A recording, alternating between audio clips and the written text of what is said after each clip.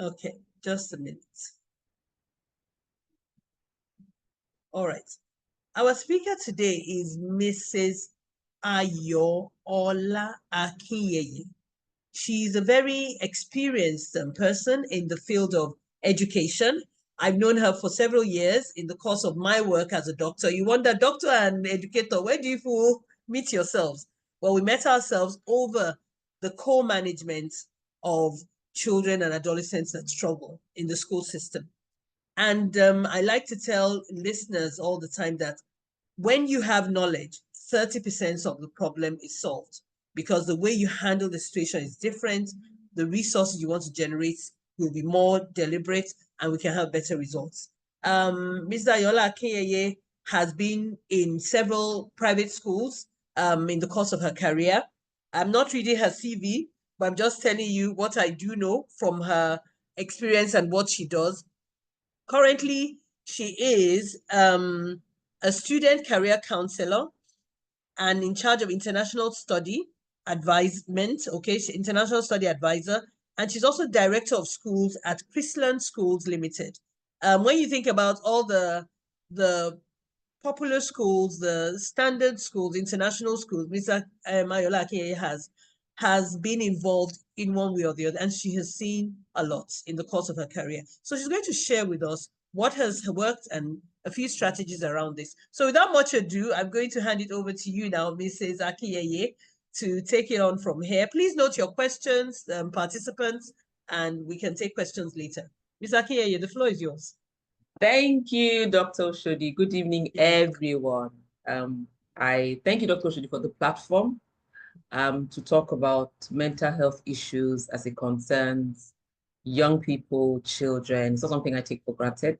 Thank you to everybody that is on the call, giving up your time on a Saturday afternoon to be here. I'm sure and I hope it will be worth your while. I won't waste time. I'll go straight into it. Like the name says, children that have ADHD have two main challenges. They have attention challenges and they're hyperactive. And I'll say that the children that have ants in their pants, they can't sit still. You know, they're the ones that get up every two minutes. There just seems to be a reason for them to get out of their chair. They're the ones that talk out of turn. No matter how many times you tell them to raise their hand, they will have blotted out the answers before they know that, oh, I'm supposed to raise my hand. In terms of attention, the attention span is very short. It's shorter than that of their age mates. And that's where you start to notice that something is not quite right. For me as an educator, I always say that bad behavior, and I use the word bad loosely, behavior that does not conform, that is repeated, is an indication for me that there's something wrong with the child. There's no well-being without mental health. If your child has a physical temperature, you go looking for a doctor.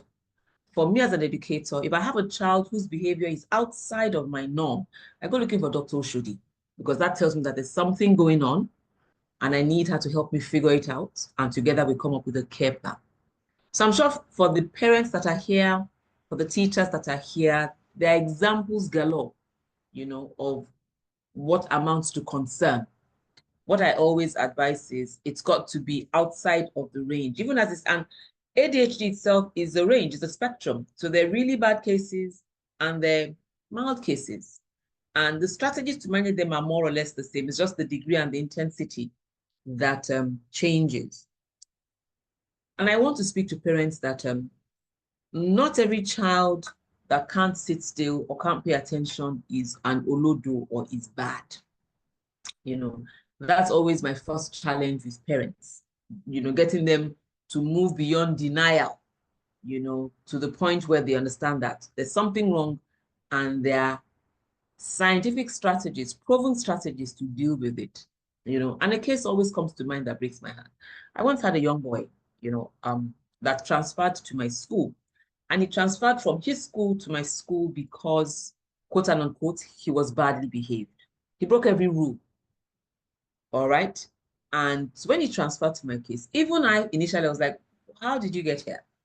Because he was in my school for what, 1 week, and I found out about it. And so I took an interest and started studying him. And I found out that he's been handled with a heavy hand. Nobody really took time to find out. There was a lot of denial around what was doing him. The thinking was that he just needed a firmer hand. He was just a boy being a boy. At the end of the day, I did refer him. He didn't go for the referral. Instead, what they did was they took him out of my school because I was quote unquote too soft. They took him to another school. And the sad thing is he didn't finish the term in the school he went to before he committed suicide. That's how extreme it can be when a child is struggling on their own and nobody is hearing what they're saying and what they are not saying. So if you have a child that you're concerned about, I always say it doesn't harm to get it checked out. Go look for a doctor. When I say go look for a doctor, I mean go look for a psychiatrist or go look for a qualified educational psychologist to help you do the diagnosis. It's not everybody that says they're qualified that can do it. I'm a trained educational psychologist, but I haven't done diagnosis in a while. I send my cases to Dr. Oshodi because I have confidence that when the diagnosis comes out, I'm equipped and capable to deal with it. So if you do have a child that you feel doesn't sit still or has very little attention, what can you do? Now, in school, what I always would say is you need to put an IEP in place. An IEP is an individual education plan. The ideal situation is to put it in place after you have done the assessment. If you haven't done the assessment, you can still put it in place, but it will only be successful if the teacher is a keen observer. And I'll give you an example. When my teachers come and say, this child won't pay attention, or this child attention span is short, I hear that a lot from teachers. And when I ask them how short, they've not bothered to track. They can't tell me he pays attention for 5 minutes and after that he's gone, or he pays attention for 7 minutes. We've got to quantify what short attention span is, because that is the takeoff point. You can then say, okay, if his attention span is 5 minutes, the challenge then becomes, let's grow it to 7 minutes. Let's grow it to 10 minutes. Let's grow it to 2 minutes. I'll be 12 minutes, I beg your pardon. Looking for incremental progress until we get to the desired outcome. But unless we know where we're starting, we won't know when we're seeing incremental steps. So you need to put an IEP in place. And to put an IEP in place, you need to know the challenges, whether you've done the assessment or not. As a teacher, pay attention, keep a diary so that you have your facts. How often does he stand up? Are there triggers? How does he behave when he's restless? What keeps him engaged? Is there a particular subject he enjoys? Are there particular learnings or particular styles of learning that keep him engaged? As a teacher, we always say there's the visual learner, the calisthenic learner, and the auditory learner. And all children have a preferred way of learning. And if you're a teacher that pays attention, the ADHD child in your class, you sort of have an idea of his preferred style of learning, and if that really encourages him to pay attention longer. So the first challenge for teachers, and I say parents, is you must be clear in where you're at. If you go for an assessment, that's sort of what they will check for you. When they come to me, it will give me an idea of what I need to do to grow the attention. In terms of restlessness, the broad suggestion is to let them take regular breaks rather than insist they sit in their chairs. Allow them to stand at the back of the class, allow them to walk around. But I'm jumping about a bit. So let's go back to the IEP. So instead of an IEP, and when you're doing the IEP, it's important that you have buy-in from everybody, including the child, and the level of buy-in and the level of conversation will be dependent on how old that child is. And I'm talking about children in mainstream education that have ADHD. I'm not talking about those that fall outside of that spectrum and have to go to special schools, because like I said, it's a spectrum, and there are those we can educate in mainstream schools. So when you're doing the IEP meeting, you must have a buy-in. The parents must come there. The teachers must have a buy-in. The child must have a buy-in. In fact, when I run IEP meetings, it's quite extensive because every teacher that teaches that child must attend that meeting, so that whatever strategies we're putting together, we're all aware that these are the strategies we're going to try and use to manage and support this child's education. And I'll get to the strategies in a minute. So once that is done, there are lots, if you go online, thank God for AI, thank God for Google, you'll find lots of templates you can use and adapt to do your IEP. And I dare say you can even use it at home. If you're struggling at home, put an independent plan that covers education and behavior, because we're now moving from just IEPs of education to IBPs, independent behavior plan, that doesn't just cover the education, but covers the desired behavior we want to see. And there are lots of templates you can use. Go online, check it, but just make sure you are a keen observer, that you know, and you're observing using data, so that when there's a shift, when there's an improvement, you can see it. Why do I say that? It's because students that have ADHD struggle to learn intangibly. They would learn better with concrete items. So imagine that. Can you imagine this apple? Why must I imagine an apple when you can bring the apple for me to see and feel? So you've got to do a lot less imagine that and a lot more tactile learning. One of the things that helps you to successfully manage ADHD in your class or your home is positive reinforcement. You must watch out for incremental steps, incremental improvements, and you must reward appropriately. And the rewards must be tangible. So how does that play out? I tend to use the token system. It works all the time. I once had a little boy. He's a grown man now. I ran into his mom at the airport, and I would digress. And she saw me and said, oh, I won't mention his name. I said, oh, so I walked up to her and I said, are you such and such's mom? She immediately mentioned my name. Miss Shomi. I was Miss Shomi. And I started laughing. She now said, you will not believe it. Mentioned her son's name. So for the sake of this conversation, I'll say Adi. Adi and I were just talking about you. And he asked me, Mommy, where on earth is Miss Shomi? This young man is what, 23 now? 23, 24. He's working, lives in Canada. So she put him on the call, and he saw me and immediately started, you could see the grin on his face. Now, why is that? I had him when he was 4, and trust me, he was a handful and a half. He would put his hand in paint. He would cut somebody else's hair. But we kept believing, so rather than spank and reprimand, there was positive behavior reinforcement that was put in place. So at the end of his year, when he was moving to the other year, what stuck with him was that they took him to the next class and he told his mom he didn't want to go. So the mom said, oh, that he's a big boy now, that my class is for the babies. He then says, so how come he has grown and I haven't grown? So he came back to ask me, why haven't you grown? Why have I grown? And why am I moving? And such was my relationship with him throughout his stay in that particular school. When he becomes a handful for his teacher in his new class, they would always send him back to me. And that stayed with him, that even as a young man, in talking to his mom, he was like, where in the world is this woman? And so I met up, I've not met up with him, but I had a conversation, found out how he was going. And that's what happens when we're able to reach out to children. But that's the digression. So how do we do positive reinforcement? That's what I wanted to share. He loved trains. So what we did was asked him what he wanted for his next birthday. And I'm telling you how rewards work. And he wanted a particular train set. And so we said, okay, we were going to buy a timer. So we got an egg timer that will jiggle and buzz. And I think we were starting from 5 or 7 minutes. I can't remember exactly now, but we knew where we were starting from. So all we told him was that he had a piece of work. And your instructions must be very clear. Because with ADHD, if you use too many words, you get them confused. So one was that he had to finish his work without getting up. He had to finish his work without asking questions. If he didn't understand, he had to keep going. And he could only get up when the buzzer had gone. 3 clear, simple sentences.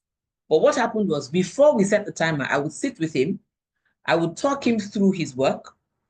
I would make sure he does one example so that he knows what he's doing. So I don't have an issue with understanding. My issue is with his attention and his sitting still. So once we set the buzzer, he knows he has to sit down and finish his work. And it doesn't work like magic the first time. It's you constantly taking the child back and reinforcing the message. But every time he sits still and he sits for the buzzer to go off, he collects a token. And the token was, what we did then was we went to photocopy trains. And we did the trains on little cards. We laminated them on little cards.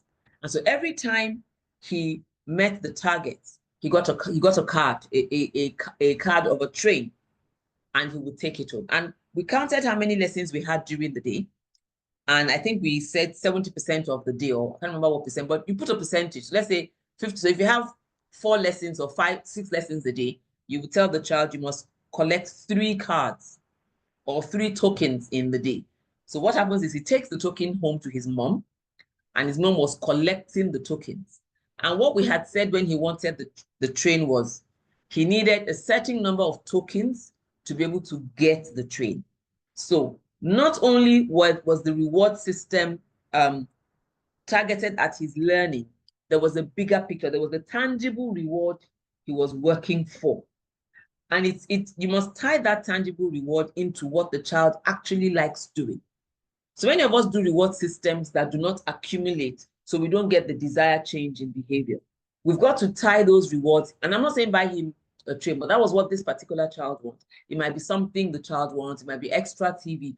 You would know what your child wants, and you would know what you can afford. Negotiate, the tangible reward, and let him start collecting the tokens from school. I know it might sound like a lot of work, but trust me, it works like a charm. I don't know any child I've used it for that has not helped them to settle and start to achieve more. The second thing you want to do for a child that has ADHD is help them stay organized. You can use visual aids to organize them. You can use digital tools to organize them, depending on the child. And I've got so many stories in my bags, and these stories are real people. I'm not making them up. I think after 35 years, I have a lot of stories to tell. So this particular child, luckily his dad was a doctor, so his dad knew exactly what was going on. We had a conversation, and so what we did was his timetable. He had a timetable in my office. He had a timetable at home. He had a timetable in his bag. He had extra pencils all over the place. But the trick was he would have to pack his bag himself at home. And then when he gets to school, we would check that he's brought everything he needs to school. And this was a secondary boy. And once that happens, he gets his token, same token system, And if he forgets, he doesn't get the token, but so that he doesn't miss out on his learning, he will come to my office to pick the spare, whether it was a spare textbook or a spare notebook. And in the behavior system of the school, he wasn't punished. He had room to maneuver, so he would get the 2 minutes to run down very quickly to get what he needs and go back, because we recognize that he had challenges we're helping him to navigate. Now, he's grown out of it, and is currently in the UK. I think he's doing biomedical sciences. He wants to do medicine, but he started with his biomedical sciences. His father is a doctor. His parents are extremely happy. He's a lot more organized, but he's not organized because he's overcome the ADHD per se. He's happier and a lot more organized because he has learned to organize himself using visual aids. Now, when I say visual aids, you've got checklists. So they must learn to use checklists. They must learn to use timers. Color-coded systems help. So we got his notebooks and color-coded them. So everything biology had a color, we coded it. Everything chemistry had a color, we coded it. Everything physics had a color, we coded it. So that just by seeing the book, the color code triggers that this is in the wrong pile when he's sorting the books. So there were little tricks like that that we did to help him stay organized and stay on track. Technology has come in now. There are lots of tools online that we can use. In school, this is a very popular one. Be mindful of your sitting arrangement and make sure that your student with ADHD is strategically seated. Now, I use the word strategically seated because it's not necessarily sitting in front of you that will work. It is not necessarily sitting at the back of the class that will work. When you know the student you are dealing with, you'll be able to determine where in the class the child needs to sit and who you can put to sit beside the child as a body. If you have a child that is responsible, that you can speak to, and the parents are agreeable, having them have a body that is discreet, that is friendly, works like a charm. What they don't want is calling them out publicly. But somebody that can discreetly tap a pencil, and when you say that, when I tap my pencil, I'm telling you to pay attention. Somebody that can nudge them under the table when their mind starts to wander is a charm as well, especially for the boys that don't like to be called out.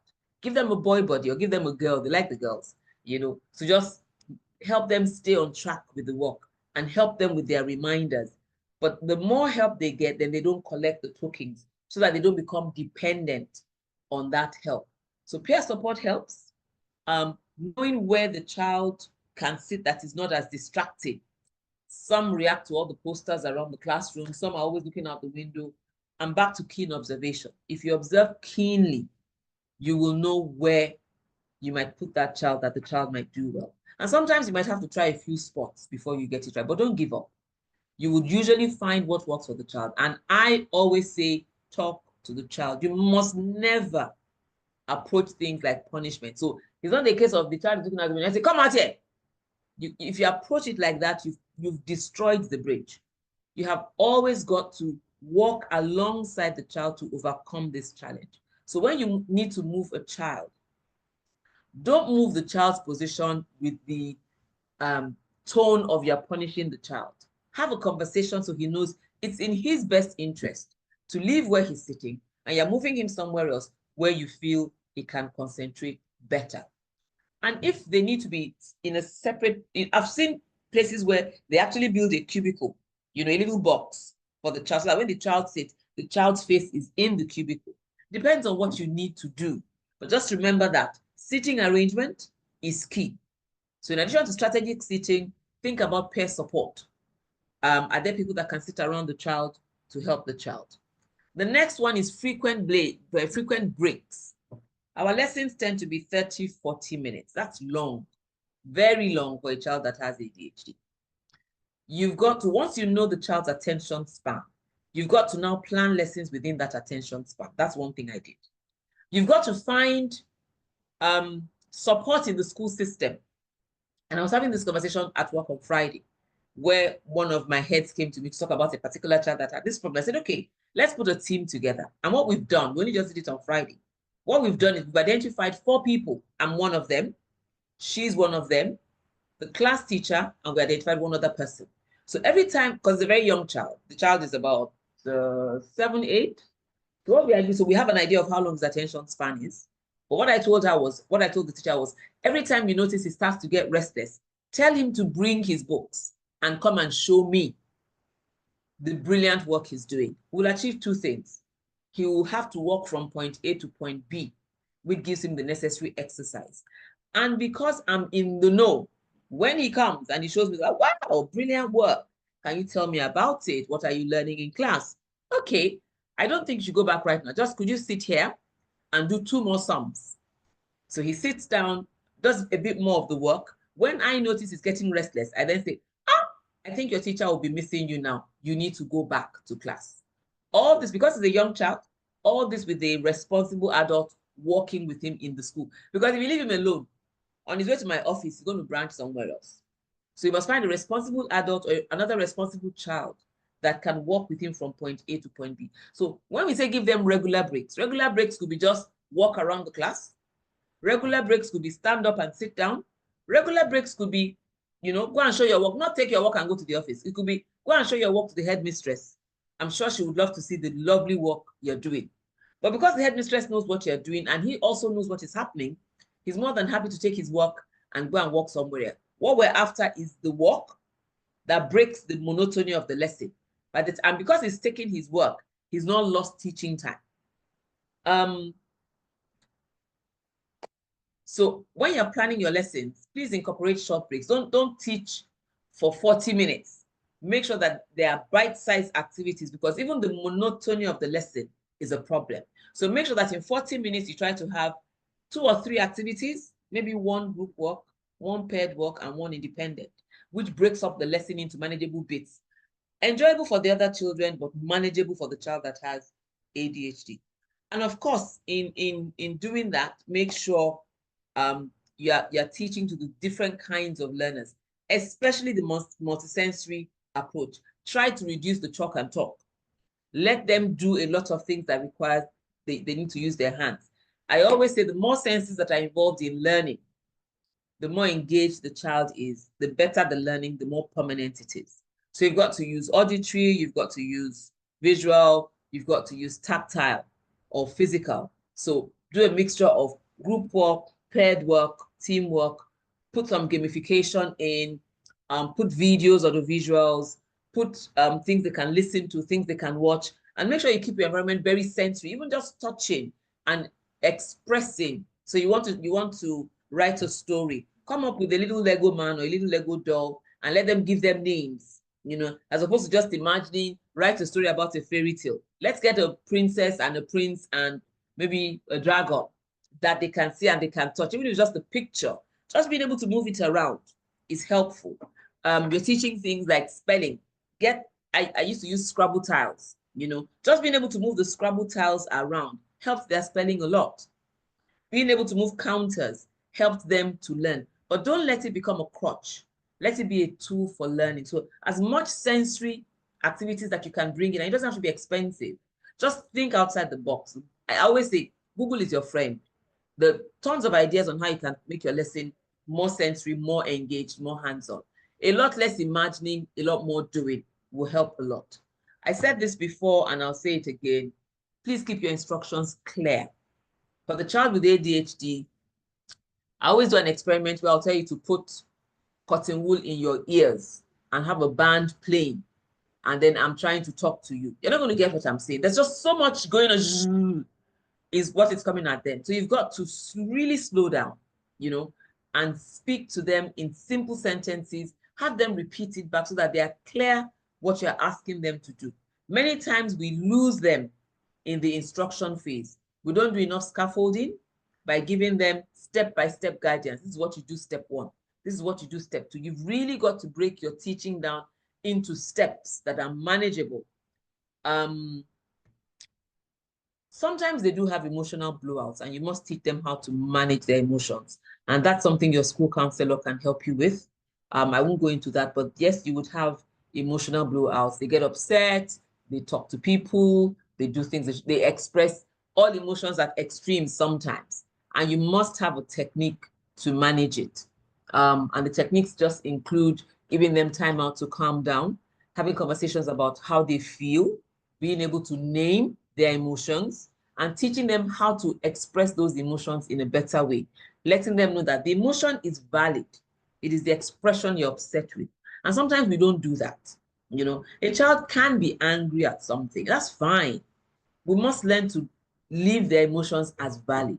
What we want to challenge is how that emotion is being expressed. We all get angry, but we all don't go around slapping people. And so the conversation is, it's okay to be angry, right? I'll probably be angry as well. The difference is that I wouldn't express my anger the way you are. So that's the conversation I try to have with them when they bring them to my office for wrongdoing. This child has done that. He has snatched a pencil. He has broken a pencil. He has stepped on somebody. He has pulled somebody's skirt down. He has put his hand up somebody's skirt. While those have boundaries, is to help them to understand that it's not everything you want you can have. You've got to learn to say please. And the more you have those conversations and help them to understand why they can't do that, respecting people's spaces.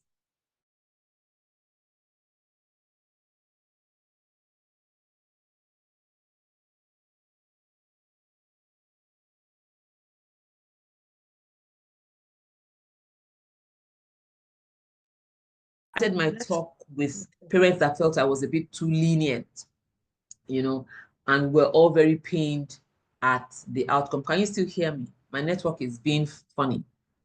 Yes, we can Yes, hear you. Okay. There's collaboration, trying to understand each other. Parents, ADHD is not a death sentence. The earlier we get past the denial stage to the point of, okay, it's happened, what do we do now? The earlier we can start to help our children learn successfully. And in this part of the world where, and I'm a Jesus girl, where we're all Jesus people, we're trusting God for miracles. There is a place to do the right thing while we're expecting the miracle, not live in denial. Parents, please don't do that. It breaks my heart when it takes us too long to get us to the point where we know this child needs to be assessed by a professional, but we're still managing the parents to get them to this point. So this child I spoke to you about, that the head teacher came to see me about on Friday, the parents are still in denial. So I don't have a report. What I'm working with is experience, and experience is as far as it goes. A report from a trained person that keeps abreast of trends and what's happening is far more better than just working on experience. This needs very scientific approach to it. There's always professional support available. Lots of people around, get the support. It can be challenging to manage an ADHD child, whether in class or at home at the early stages. Build a professional network of support, people that can relieve you, people that can support you, people that also want the best for the child. I think I've been talking for about 30 minutes non-stop now. I need to be quiet now so we can take a few questions. And I'm sure that Mrs. Dr. Oshodi and other people on the call may be able to help with the questions. So thank you for your time. I've just done a whistle stop of strategies that I believe we can use to manage ADHD in the class, and I hope it's been beneficial. Thank you, Dr. Oshodi. Over to you. Please, a round of applause for her. This your whistle stop is a whole potpourri of stuff. Let's appreciate Mrs. Akinyeye for all the nuggets she has given. I have a few points here. She said short breaks, regular breaks, be an observant parent or teacher. You should utilize positive reinforcement. You should utilize practical rewards that are tangible rewards. You don't have to make them expensive rewards, but something that it adds on to little by little. She spoke about tapping on the table, by a peer body that can gently remind them that, oh yeah, look at your book. Once you've agreed beforehand, I think that's an amazing strategy. She spoke about managing their temperamental blowouts because many times children with ADHD, they're very short fused. They just, they act before thinking and they get into trouble a lot. But once you can help them understand, I like what you said, that separating the emotion from the response, that we understand that you're angry and we can understand that, but you need to not respond that way. And then lastly, I didn't catch everything, but I think that pretty much, was I too quick? No. I mean, I think in between I was distracted just listening to you, so I just tried to pen a few things down. So this is time for some questions in from the participants. The recording will be available definitely, and I want to encourage you can drop your emails on the chat so that if we have other resources we can share with you. But let's have a few questions from the house. We can just take a few, one or two, because we're really trying to keep to time. Mr. Akinyeye has a 6 o'clock meeting somewhere else, I have been told. So she's literally juggling to make this happen. So does anyone have any question in the room for her? So let me start start by throwing it open by asking, how do you manage an older child, not a younger child, an adolescent, say a 14-year-old who has never, gotten assessed, but you can see probably was missed and is struggling? What would be your tips for people who are faced with, adolescents like that? I can see a hand. I can see someone wants to make a comment. Let's hear your response first, and then we'll do that.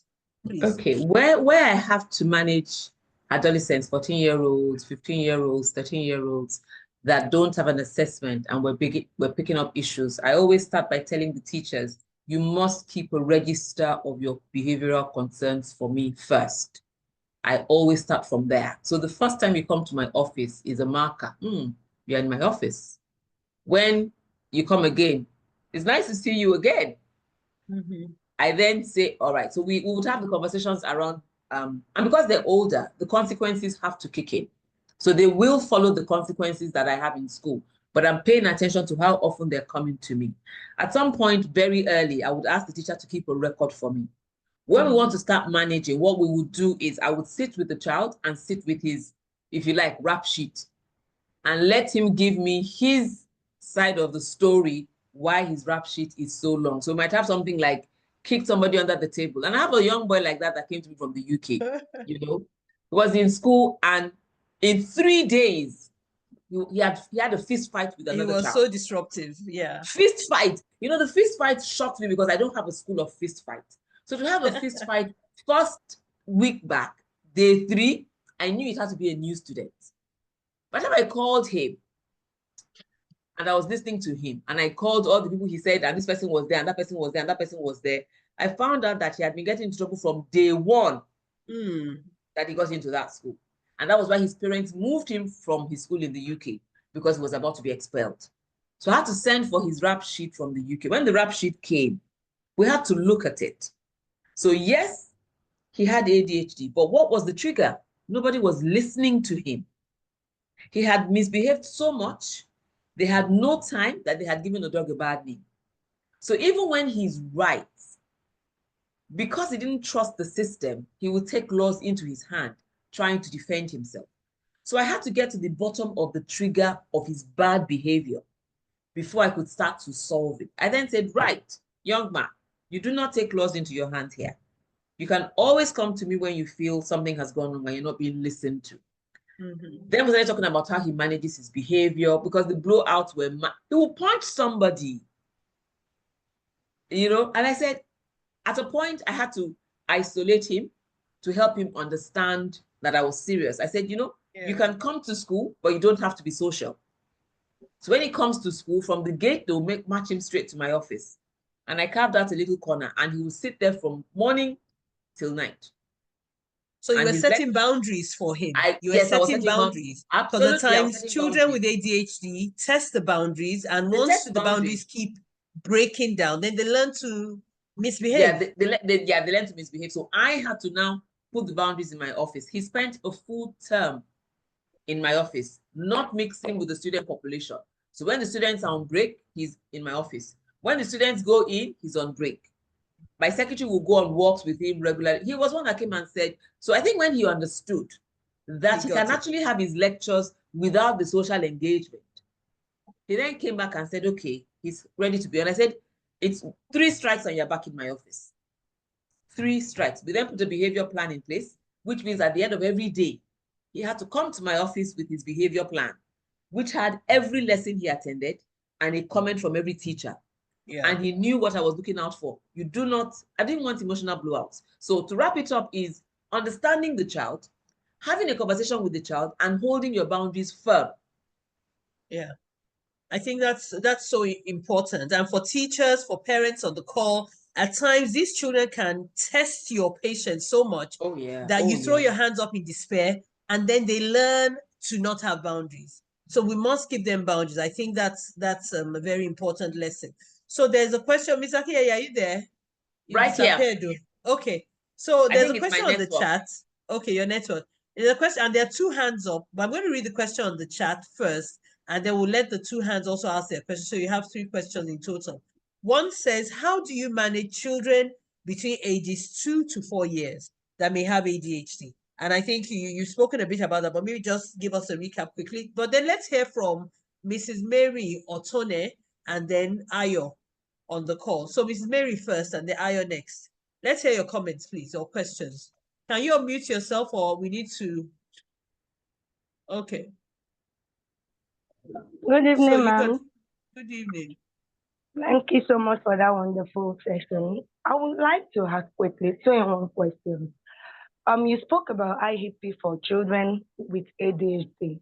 I would like to know if there are plans, that's educational plans for a child with ADHD, which will be conducted by the teacher. Is there any plan for parents as well, since they are both stakeholders in this? Is there any plan for them to follow up on the child? You are already, like what you said, there should be a break time, they go to your office and the rest. Is there a plan to follow up this at home as well? And secondly, I would like to know what a teacher can do for a child that is struggling with speech delay, and also has ADHD. How do you incorporate all the things you've taught us this evening? Thank you. Okay, so Mrs. Mary has given you 2 for 1, okay? And you had 1 before, so that makes it 3. So just hold it in your left hand. Let's take 1 more so that, we're really trying to just, double up. So Ayo, you can ask your question now, please. Okay, thank you very much. I'll make it quick. I mean, you've answered most of what the initial question I was going to ask, because I mean, I'm a doctor. I moved to the UK a couple of years ago, and I work in mental health psychiatry, and 5 different consultants I've worked at 5 different times all said in the space of meeting me for 1 week, 2 weeks, maybe you should get assessed for ADHD. And this were just from their observation. And looking back at my life history, I mean, I feel like I probably had it from childhood, probably undiagnosed, and probably the impulsive type. Because now I was going to ask, my question was going to be about how to handle more of the impulsive and hyperactive type, because you spoke a lot about what you spoke seemed to be more about how to handle the inattentive. But this boy you mentioned now seemed to be a bit more of the impulsive type.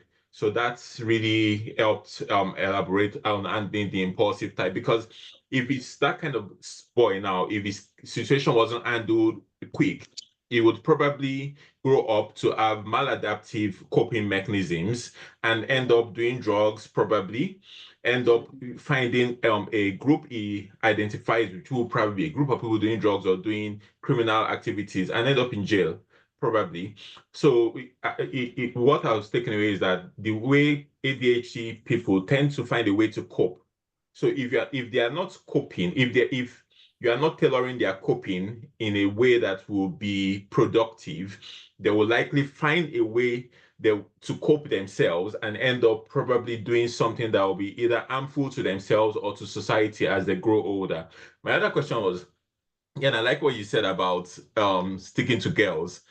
Like I found that very useful, especially in my university days. That was one coping mechanism, because I repeated my first year in university, and what I realized after that was that I get very distracted with everything, get very overwhelmed. But when the exams come, I stick to the girls because they seem more they are more structured. And so I rolled with them, and that really helped a lot. So I took that away also. And then my second main question, apart from now the only main question is, is there a role for medication in schools? I mean, I know of someone that was having like ADHD symptoms and was started on some low dose of medication for some time, and initially the child improved significantly, and that helped the child to realize that he was able to basically function and cope. So it helped the child see his potentials. And when the medication was stopped, I think the parents stopped it due to maybe side effects or something. The child started coping better because he could see that I can do this. So is there a role for medication at some point in the school, in managing these children in the school? Thank you. Dr. Ayo, thank you. I think you gave us 4 questions in one, so. It was actually just one question. I was just commenting on the Okay, you others. commented. Okay, thank you so Medication much is the only for question. participating. Okay, so medication. Medication is the only question. I'm just writing this question so I don't forget. Okay, so please I go would, on. One of the first questions was how to deal with ADHD in ages 2 to 4. Am I correct? Somebody asked that question. I think ages 2 to 4, for me as a practitioner in education, you must really be a keen observer, because it's very hard at that stage to categorically say a child's behavior is far from just bad behavior. So the rules of age 2 to 4 simply is boundaries. Children must grow up with boundaries. Children must grow up with routine. So when I have a young child, I try to check whether the bad behavior is coming from the fact that the child has grown up without routines. Bedtime routines are important. Waking up routines are important, especially at home, because schools tend to have routines. So to a large extent, they are well behaved in school. But if you see flashes of bad behavior, I would always look at home. What routines happen at home to support what I'm doing in school? It is after we have established that there are routines, and the routines we're putting on time, and that the boundaries, because age 2 to 4, they're coming to me from their homes. So before I can say it's an ADHD thing, I want to know the history. Did the child come from an environment where there are routines? So is he just kicking against the fact that I have rules in my class and I'm not allowing him to eat when he's hungry, or go to toilet when he wants, or stand up when he wants? Because at home he eats when he wants, he watches TV when he wants, goes to bed when he wants. Is that what I'm seeing, or is there a real problem? And if I find out from my observation that there's a real problem, in the young ones, I will put boundaries, but I will go looking for Dr. Oshodi pretty early. That's for young ones, because I know that early intervention helps me to solve problems in their formative years. For the parents' involvement, if you remember that I said at the very beginning that when you're doing your IEP, the parents must be there. Every IEP, every good IEP template has got a home component, has got what will happen in school and what the parents will do at home. And you would have a review time. Are we reviewing every 6 weeks, which is half termly? Are we reviewing every month? Are we reviewing? Well, I tend to do monthly or half termly reviews to make sure that we're all on the same page. So we have the IEP meeting to establish it. Then we have the IEP review meeting. And of course, there'll be reviews from the practitioner if he has seen a medical practitioner that has done the diagnosis, I will expect him to go back for an update in his assessment that informs, the review of our own IEP as well. Role of medication. There is a role of medication, but I'm not a prescribing physician. If a child goes to, if by the time the child is a handful and I insist he goes to a psychiatrist or an educational psychologist, they will tell us if he needs medication. What I then do as a practitioner is I will insist, if the report from a superior officer comes to me that says this child will benefit from A, B, C, I will simply tell the parents, the doctor has told both of us what you as the parent need to do for me to be able to educate him. If you're not going to do what the doctor has said you should do, it means I can't educate him and I'll be asking you to leave my school. That's the truth. Because I'm not a doctor. And if your child is going to access the education that I'm providing, and somebody who knows the condition better than you and I has suggested medication, then we can talk about it. But you cannot come and say you're not doing. Because I can't teach the child. So that is what I would say. I hope I've answered all the questions. I think you have for now. Yes. You've answered them for now. There are a few more, but I'll just quickly say for the age 2 to 4, it's important that we realize that a 2 to 4 year old up to 6 year, they're babies, they're children. So the issue of medication or whatever is out of we're not even talking about that. Usually what we recommend is something that is known as parental guidance, where parents should be taught how to ensure that boundaries are kept, structures are put in place, supervision is maintained so that the child doesn't develop learning how to just be chaotic. So it may be very challenging, but that is really what you need to do at that point in time. In the clinics, we don't advocate for medication till a child is above age of 6 years. And even with that, it's not all kids that will require it. Then the second, just to add to what you said also regarding medication. Medication is something that some children will require and they'll be given after a diagnosis is made. But I must tell you that currently in Nigeria, the meds for even treating ADHD are not available. Once upon a time, we had them a lot, but with the dollar exchange, everything, they've become literally out of reach of people. A month supply is like almost 300,000. How many people can afford that? So just even knowing that this is what the child is going through and putting some structure, using some of these classroom behaviors are very important strategies to navigate this season where these medications are not available. We hope that things get better over time. Those meds used to cost like 25,000 a month. I still prescribed it to many patients many years ago. But in the last 5 years, it's been impossible. It rose from 100, 120, 150. The last I checked, 270,000 for a month's supply of about 10 milligrams. Most kids may need up to 30 milligrams. So multiply that by 2. How many people can afford it? So let us learn what we can do to help. So we'll take maybe another batch of questions, and we really need to round up. Please bear with us, and I'll tell you 1 or 2 things before we round up. So we have a hand, Shukura. I'm coming to you in a minute, but let me just read the question in the chat for you, Mr. Adeyeye. Can one say that a child who hits his head on the floor at intervals just to get your attention has ADHD, or could that be autism?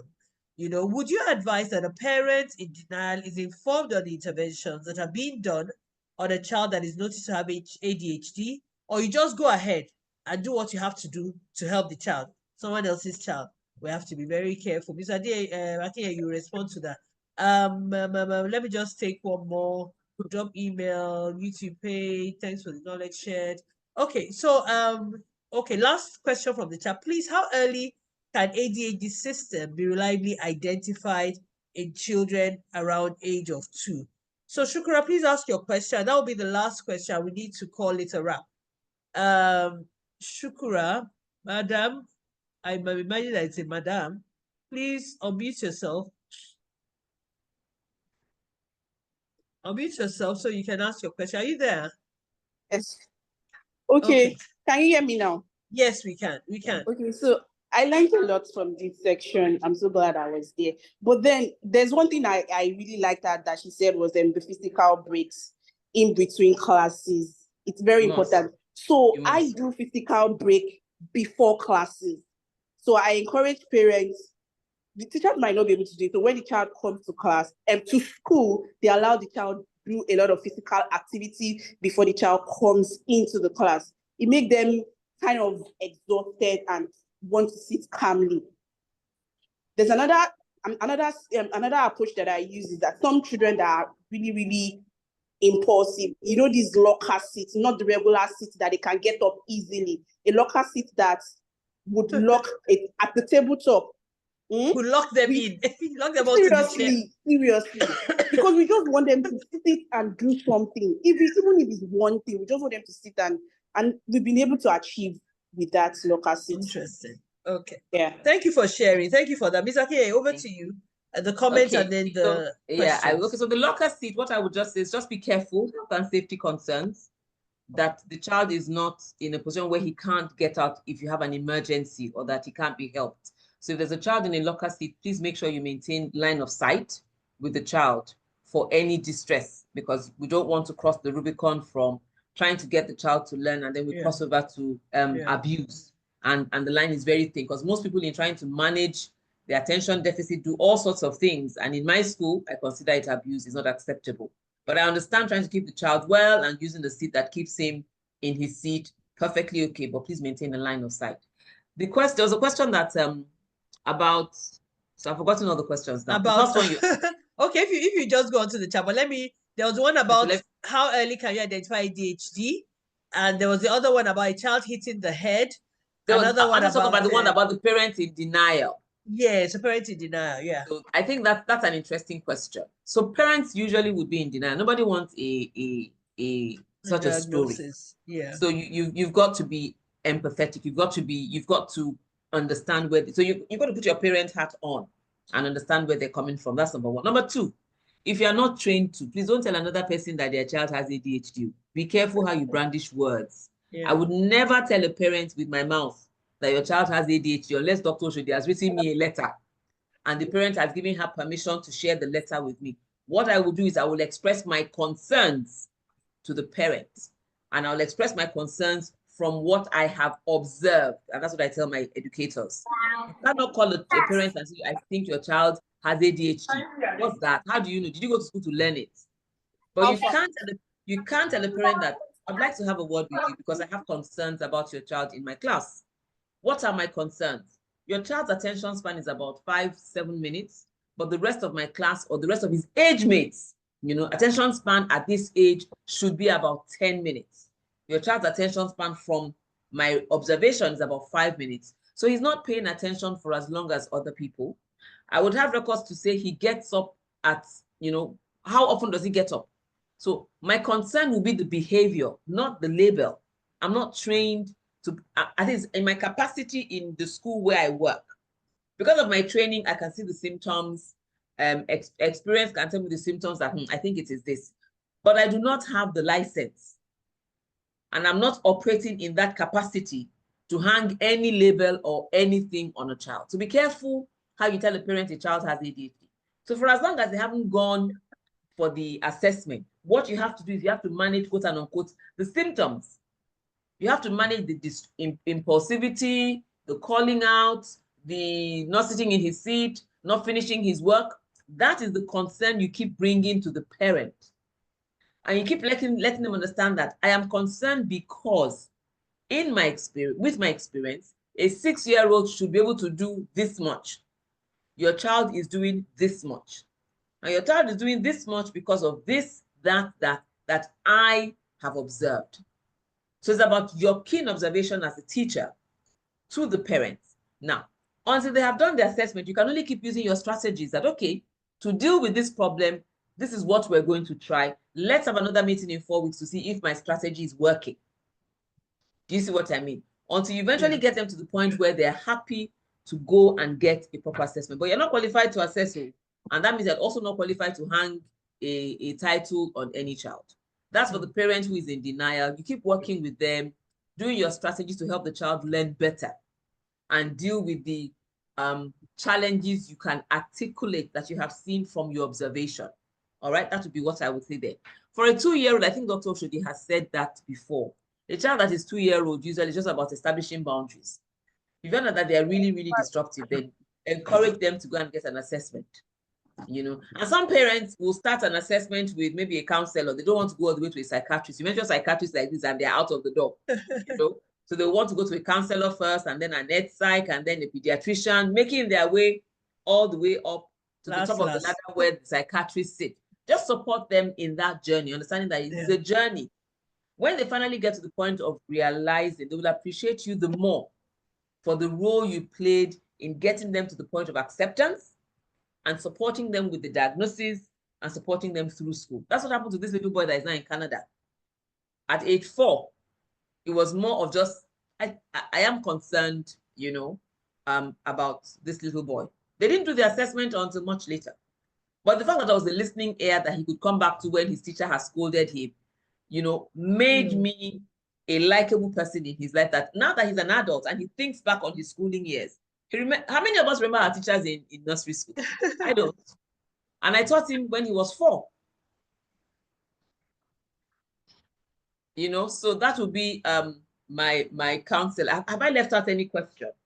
I don't think so. I think we've touched on everything.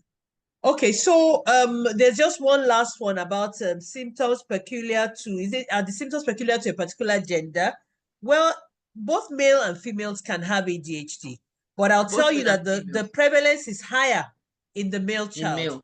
It's higher in boys compared to girls, but both can have. Indeed, in girls, it's often missed because the girls may not be busy, hyperactive, jumping, but they're inattentive. Yeah. They'll sit in class, but they're not doing the work. They're not listening. They are not troubling anybody. They are not listening. They are daydreaming. Please, ma, go on, go on. And I think it's possible to be hyperactive and not inattentive. Yes. And it's possible to be inattentive and not hyperactive. Indeed, there are 3 types. You can have people that are just inattentive. You can have people that are hyperactive alone, and then you can have people that have the mixture of hyperactivity and inattention. Yeah. So it can affect both genders, commoner in boys, but when the girls have it, if you're not careful, we miss it. And it's only later on that it's picked. On that note, I think we've come to the end of today. We really need to wrap up because it's 6 o'clock and we really want to try and keep to time. I want to thank you so much, Mr. Akinyeye, for taking our time and giving us such a robust conversation around this and sharing nuggets from your wealth of experience. I know you've always been a supporter of mental well-being of children and adolescents, and I know that we can come back to you again, which we are going to do, to ask you to come back again very soon. I want to also thank the participants, the attendees, for coming, for, you know, having enough curiosity and daring to come. I hope it's been very useful. And I want to encourage you to keep track of what, you know, the different other webinars that will come. And we're aiming to try and do something every month going forward. And particularly in relation to children and adolescents, we'll have that maybe every 3 months. But there'll be something on mental health, because we think the more we have open conversations, but from people that know what they're saying, not people that, you know, everybody, my mental health. Let us know the facts, you know, so that we can actually, you know, be properly guided around these issues. So without much ado, I want to thank you all. Wishing you a wonderful Sunday tomorrow. And God bless you. See you next month. Thank you very much. Thank you. Bye for now. Bye, Mr. Akinyeye. Thank you. Bye-bye. Bye, everyone. Bye. Bye.